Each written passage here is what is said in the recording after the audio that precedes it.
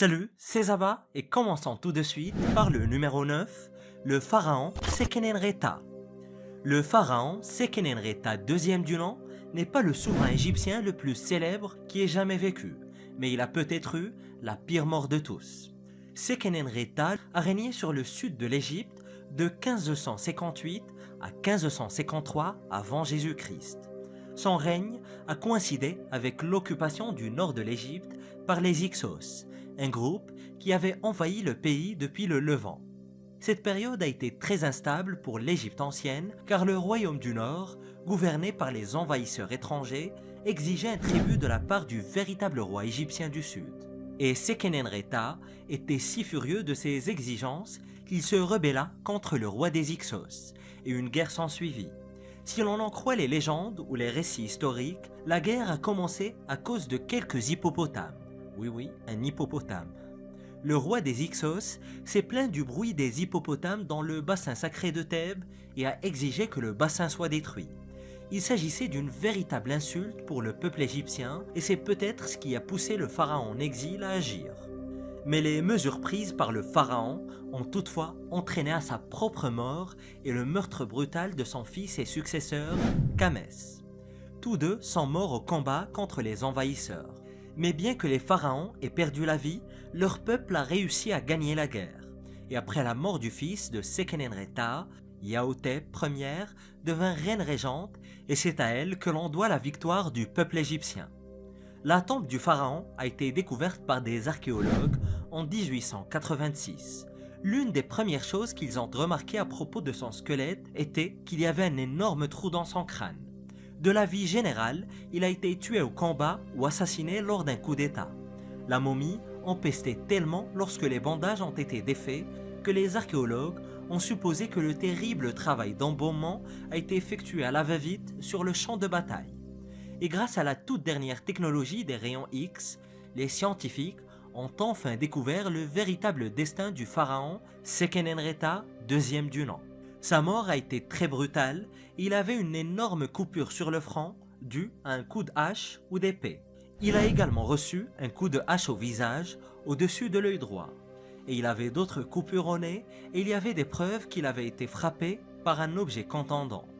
Les spécialistes affirment que le pharaon a été frappé près d'une douzaine de fois au visage par des épées et des haches. Sahar Salim, de l'université du Caire, suggère que le dernier coup mortel a été donné par une lance plantée à la base du crâne. Numéro 8, le roi Crésus. Les dernières paroles du roi Crésus sont encore employées aujourd'hui. Juste avant d'être exécuté, en 546 avant notre ère, le roi a prononcé la phrase suivante « Ne compte personne heureux avant la fin de sa vie ». Et en réalité, le roi avait entendu cette phrase 3 ans avant sa mort, prononcée par Solon l'Athénien, l'un des 7 sages de la Grèce antique. Cependant, lorsque le roi a entendu ces mots pour la première fois, il était tellement riche et arrogant qu'il n'a pas pu en comprendre le sens. Ce n'est que lorsqu'il fut à l'article de la mort qu'il réalisa à quel point cette phrase était vraie. Le roi Crésus est loin d'être l'un des dirigeants les plus célèbres de l'histoire. Il a été roi de Lydie entre 560 et 546 avant Jésus-Christ. Il a conquis la plus grande partie de la Grèce continentale en Asie mineure et a régné sur la plus grande partie de l'Anatolie. Il a joui d'une richesse sans précédent et s'est vu offrir sur un plateau d'argent tout ce qu'il pouvait désirer. Pourtant, sa vie s'est terminée dans une immense tristesse. Le premier coup dur pour Crésus fut la mort de ses 2 fils bien-aimés dans un accident de chasse. Ensuite, son royaume fut assiégé par l'Empire perse et son roi Cyrus II. Les Lydiens s'allient alors à Babylone et à l'Égypte et demandent à Sparte d'envoyer des troupes pour les aider dans le conflit. Mais lorsque Cyrus attaqua Sardes, aujourd'hui située près de la ville turque d'Izmir, aucune aide ne vint. Le roi Crésus est alors capturé et condamné à être brûlé vif. Et selon la légende, alors qu'il brûlait sur le bûcher, il cria à quel point Solon l'Athénien avait eu raison sur la vie. Il prononça les derniers mots qui lui ont valu la célébrité aujourd'hui encore. Et c'est ici que l'histoire se trouble. Certains récits affirment qu'il est mort sur le bûcher, tandis que d'autres prétendent qu'il a été emporté par les dieux qui ont eu pitié de lui. Il existe également une autre version d'histoire selon laquelle Cyrus aurait été tellement ému par le discours qu'il en aurait épargné Crésus et qu'ils seraient devenus très amis par la suite. Numéro 7. L'empereur Wang Mang. En l'an 23 de notre ère, l'armée impériale chinoise a été vaincue. Au total, 420 000 soldats ont été battus par les forces rebelles. Les dernières troupes disponibles étaient des condamnés sortis des prisons locales, mais au lieu de se battre, ils se sont tous enfuis dans la forêt. La grande capitale de la Chine, Chang'an, est alors ouverte à l'attaque. Les rebelles ont percé les défenses de la ville et l'enceinte privée de l'empereur a été attaquée. C'était un mauvais jour pour l'empereur Wang Mang, et suite à la défaite de son armée de près d'un demi-million de soldats et la mise à sac de son palais, il s'est assis à l'intérieur du bâtiment et a attendu sagement la mort. L'empereur avait passé les 20 dernières années à essayer de transformer la Chine pour le mieux, du moins c'est ainsi qu'il voyait les choses. Mais si vous demandiez aux rebelles ce qu'ils en pensaient, ils auraient dit que l'empereur était un fou et peut-être avait-il raison. Lorsque les rebelles parvinrent enfin à la dernière cachette du palais sans fin, ils découvrirent une scène tout à fait singulière. L'empereur était entouré de magiciens et de femmes nues, se cachant dans le harem impérial entouré d'une centaine de ces dames esclaves. Mais cela n'a pas arrêté les rebelles en colère qui l'ont déchiré membre par membre. Et je préfère vous épargner les détails sordides. Mais vous vous demandez certainement pourquoi les rebelles étaient si furieux. L'empereur Wang Mang était extrêmement controversé en raison de certaines réformes qu'il avait tenté d'imposer au peuple chinois. Il a même inventé une forme de sécurité sociale, prélevé des impôts supplémentaires sur les riches pour soutenir les pauvres, instauré des monopoles gouvernementaux sur des produits comme le fer et le sel pour prévenir une inflation rapide et a même interdit la vente de terres cultivées.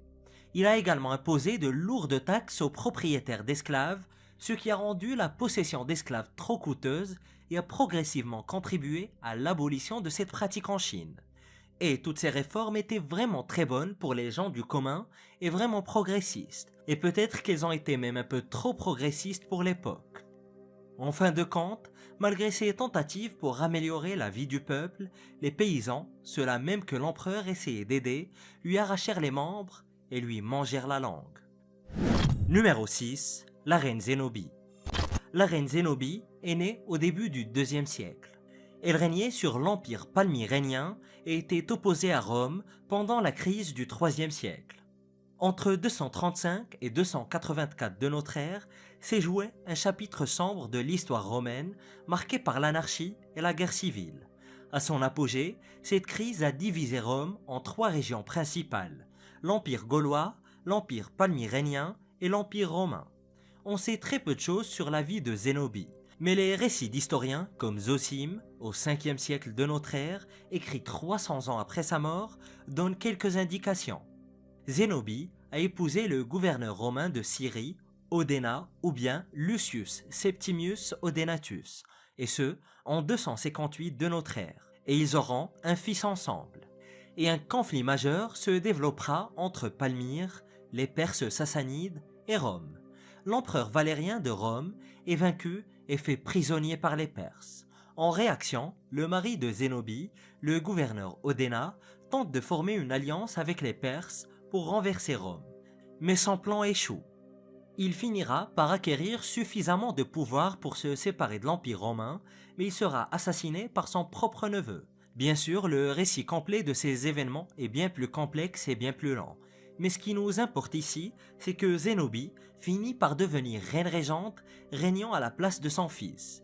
Et comme l'avait fait son défunt mari, elle chercha à étendre son empire dans le but ultime de voir son fils régner à partir de Rome. Les ambitions de Zénobie conduisent à un conflit avec le nouvel empereur romain Aurélien. Et il sera brutalement vaincu en 272 de notre ère et capturé. Le sort exact de Zénobie n'est pas très clair. Plusieurs récits suggérant des résultats très différents. Certains historiens ont écrit qu'elle avait été exhibée dans les rues de Rome, puis noyée dans une rivière pour faire un exemple de la reine conspiratrice. Mais Zénobie est devenue une véritable figure légendaire dans le monde antique. inspirant des histoires et des légendes pendant des siècles. Et même Catherine la Grande de Russie, au XVIIIe siècle, s'est comparée à la reine Zénobie. Numéro 5. Jules César. Le nom de Jules César ne sera probablement jamais oublié. Il a été le brillant leader de l'expansion de la République romaine en Espagne, en France, en Suisse, en Belgique et en Allemagne. Ses exploits militaires ont préparé le terrain pour l'Empire romain qui allait naître dans les décennies qui ont suivi sa mort. Jules César était également un homme très cultivé. Il écrivait sur ses voyages, consignait ses théories et détaillait même ses pensées dans des carnets. Et sa popularité auprès du peuple romain est immense, ce qui contrarie les membres du Sénat. Mais qu'est-ce que le Sénat au juste? Sous la République romaine, le Sénat a été fondé en 753 avant notre ère, au tout début de l'histoire romaine. Et alors que les dernières pierres de Rome étaient posées, les derniers membres du Sénat étaient nommés. Au départ, il s'agissait d'un conseil consultatif qui n'avait pratiquement aucun pouvoir. Et à l'époque, les magistrats exécutifs détenaient la majeure partie du pouvoir, mais le Sénat a fini par se hisser au sommet.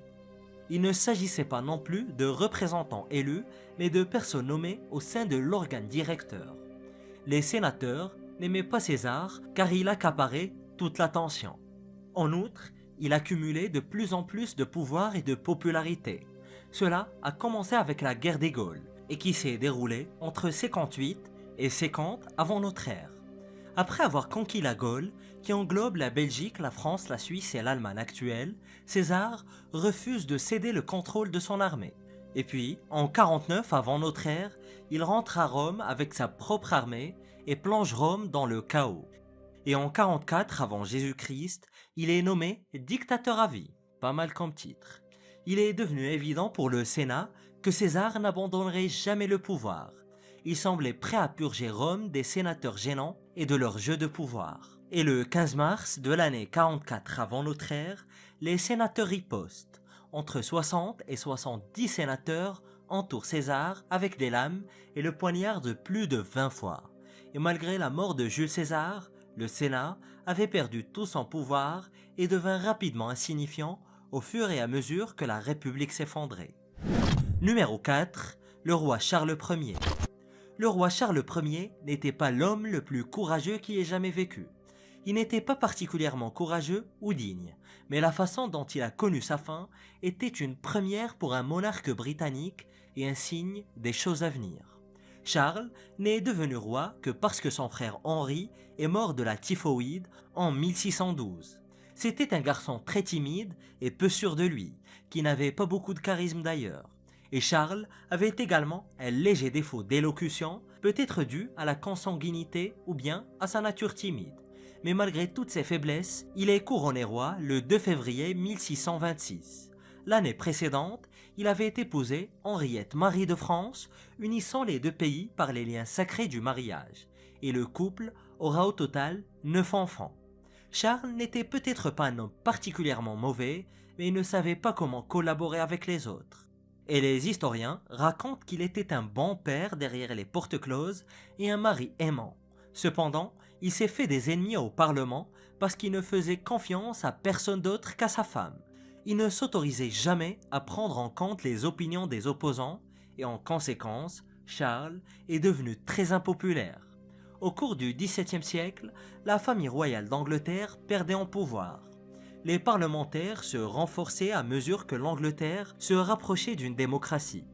Cette évolution n'est pas du goût de Charles, car les rois ont régné sur le pays pendant des siècles et la famille royale pensait disposer d'un droit divin à régner. Ils pensaient que les rois étaient choisis par Dieu et que personne d'autre ne pouvait les juger. Charles aurait pu éviter un désastre s'il avait travaillé avec les parlementaires. Mais au lieu de cela, il est entré en guerre contre le génie militaire Olivier Cromwell. Et il s'agissait d'une guerre civile par définition et du conflit le plus sanglant jamais mené sur le sol anglais. L'armée royaliste a été vaincue à la bataille de Naseby en juin 1645. Et il y eut encore des combats jusqu'en 1649, mais le tournant de la guerre fut décidé à Naseby. Charles est emprisonné mais s'échappe brièvement avant d'être à nouveau capturé. Il a eu plein de chances de se repentir et de négocier la paix, mais il a toujours refusé. En fin de compte, Charles Ier perd sa tête le 30 janvier 1649. Il est déclaré coupable d'avoir tenté de maintenir un pouvoir tyrannique illimité et d'avoir trahi les libertés du peuple. Et devant le public de la Banqueting House de Whitehall Road à Londres, Charles rencontra le bourreau. Numéro 3. Captain Kidd. Le capitaine William Kidd n'était pas un capitaine de pirates comme les autres. Il n'était pas le chef d'une bande de vauriens et de voleurs. William est né comme un homme ordinaire en Écosse à la fin du XVIIe siècle. À l'âge de 45 ans, il est devenu capitaine de navire et s'est rendu à New York en 1690. La majeure partie de la vie de William est assez ordinaire. Il est marié et travaille pour les colonies américaines combattant les corsaires ennemis. Et en 1695, William est chargé par le gouverneur de New York de défendre les navires anglais contre les pirates pendant qu'ils naviguent en mer Rouge. Et l'implication du capitaine Kidd dans la piraterie commence avec la capture du Quedagh Merchant en février 1698. Il s'agissait d'un navire indien naviguant sous une passe française, et le capitaine Kidd s'empare du bateau qui est rempli d'or et de bijoux. Le bateau avait également une cargaison de soie, de sucre et un tas d'armes à feu. Personne ne sait exactement ce que fait le capitaine qui est censé travailler pour les colonies, mais il semble que William ait soudainement changé d'avis et soit devenu un pirate. Le soupçon de piraterie s'est confirmé lorsque le capitaine Kidd s'est rendu à Madagascar et a visité la ville pirate de St. Mary's pour vendre son trésor. Et le capitaine pensait que le Quedagh Merchant était un prix légitime pour son travail. Il tente de se disculper en retournant à New York et en se livrant de son plein gré aux autorités coloniales. Mais celles-ci le méprisent. William est transporté à Londres et jugé en 1701. Il doit répondre de 5 accusations de piraterie et d'une accusation de meurtre, et il est reconnu coupable de tous les chefs d'accusation. Le 23 mai de la même année, William, qui n'avait même pas réalisé qu'il était un pirate, a été pendu devant la foule. Numéro 2. Benito Mussolini. Benito Mussolini a pris le pouvoir en Italie et l'a transformé en un État fasciste au début des années 20. Mussolini avait une vision grandiose de la réforme de l'Empire romain et voulait devenir la réincarnation de Jules César. Rien que ça. Il est devenu Premier ministre de l'Italie en 1922, puis s'est rapidement allié à l'Allemagne de ce gars-là. Mais l'Empire romain est mort depuis très longtemps et la puissance de l'Italie s'est effondrée après la Première Guerre mondiale. Mussolini a rapidement constaté que son armée italienne était largement surclassée par le reste du monde et qu'il n'aurait jamais pu gagner seul une guerre contre l'Europe. Il s'en remit donc à son ami, celui-là, pour obtenir son soutien. Et lorsque les choses ont commencé à s'effondrer en 1943, le peuple italien en a eu assez. En juillet de cette année-là, les Alliés bombardent la Sicile et Rome, ce qui incite le haut commandement italien, avec l'autorisation du roi Victor Emmanuel III, à capturer Mussolini et à l'assigner à résidence. Il est alors contraint de quitter son siège au pouvoir. Mais son histoire n'est pas vraiment terminée. En septembre 1943, les parachutistes nazis font sortir Mussolini de la station de ski où il était détenu, et les Allemands l'installent à la tête de la République sociale d'Italie. Mais les Allemands perdent très rapidement le contrôle de l'Italie et en avril 1945, ils entament des négociations en vue d'une capitulation sans condition. Et lorsque Mussolini apprend ce qui se passe, il est furieux. Il est parti en trombe de son palais de Milan est monté dans sa voiture de sport Alfa Romeo et est parti avec sa jeune maîtresse assise sur le siège passager. Mussolini sait que sa fin est très proche et il tente de s'échapper. Avec un petit groupe, il tente de franchir la frontière suisse, mais avant qu'ils n'y parviennent, ils sont capturés. Et les derniers instants du chef fasciste italien, le 28 avril 1945, se sont déroulés dans la tourmente. Mussolini et sa maîtresse sont jetés à l'arrière d'un camion et emmenés dans le petit village de Giulino de Mezzegra. Là, Mussolini est attaché à un poteau et lui et sa maîtresse sont tués par un peloton d'exécution. Le peuple italien était tellement dégoûté par Mussolini qu'il s'est jeté sur son cadavre comme des charognards. le battant jusqu'à ce qu'il soit méconnaissable. La foule des habitants en colère a ensuite attaché son corps par les pieds et l'a suspendu sur le côté d'une station de service. Numéro 1. L'empereur Atahualpa. Le dernier empereur de l'Empire Inca, Atahualpa, a été condamné à mort le 26 juillet 1533. Son seul crime est d'avoir tenté de protéger son peuple.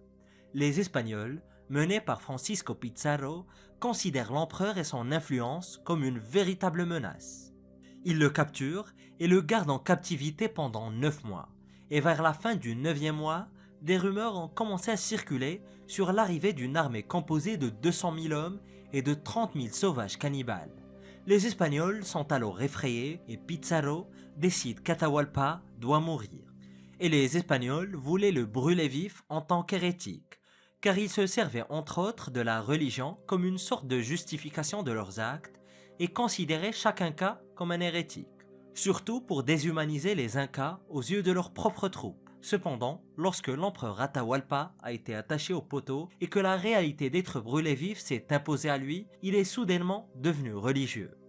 Il se convertit au christianisme, se laisse baptiser et au lieu d'être brûlé vif, Pizarro autorise l'empereur à mourir par strangulation. Quelle clémence! Les Espagnols laissèrent ensuite son corps nu dans la cour à la vue de tous ses partisans. Et les scientifiques font une découverte à Babylone qui réécrit l'histoire de l'humanité. Découvre-la en cliquant sur cette vidéo.